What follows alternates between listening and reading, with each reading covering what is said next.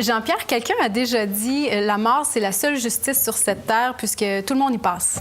Oui, bien, c'est un cliché. On l'entend souvent. Il y a seulement deux certitudes dans la vie, l'impôt et la mort. Oui. C'est quelque chose qu'on entend très souvent. C'est un cliché.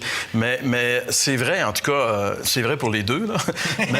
mais la mort, c'est vrai. Puis on n'entend pas juste ça. On entend aussi, lorsque les gens parlent de ça très souvent, ils rajoutent...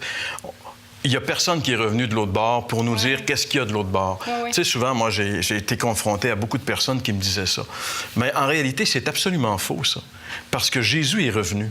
Il est mort, il est ressuscité. François, dans son message, parlait de la résurrection.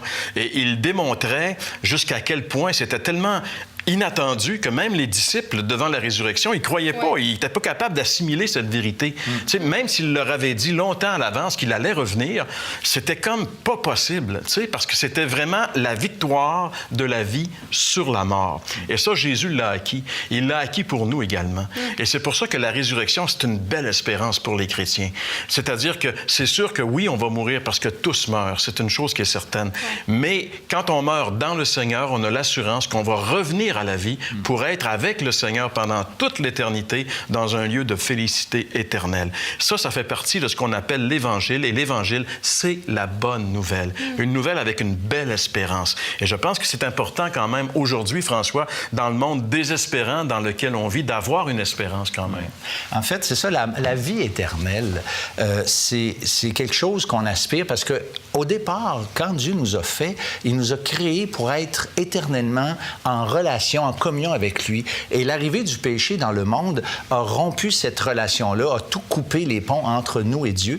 Et là, avoir la vie éternelle, le Seigneur Jésus, il dit dans une prière qu'il fait à Dieu, il dit, la vie éternelle, c'est qu'ils te connaissent, toi, le seul vrai Dieu. Et le mot « connaître » dans la Bible, c'est plus qu'avoir une connaissance, c'est d'avoir une relation, d'établir un lien officiel avec Dieu. Et quand on devient chrétien, qu'on est sauvé, pardonné de nos péchés, cette relation qui avait été rompue à cause du péché est rétablie. Donc, la vie éternelle versus la mort éternelle. C'est un peu comme ça qu'il faut le comprendre, parce que quand on est croyant, quand on est sauvé par la grâce de Dieu, on a la vie éternelle. C'est-à-dire que c'est maintenant, c'est pas on aura, mais c'est maintenant que cette relation est vraiment rétablie à cause du sacrifice de Jésus sur la croix.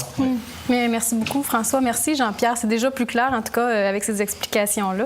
Et je vous rappelle à la maison que vous pouvez revisionner le contenu de toutes nos émissions de l'Heure de la Bonne Nouvelle en commandant le DVD tout à fait gratuitement. Et vous pouvez par le fait même commander votre copie de La Bonne Semence, ce calendrier de méditation quotidienne. Voici comment faire à l'instant.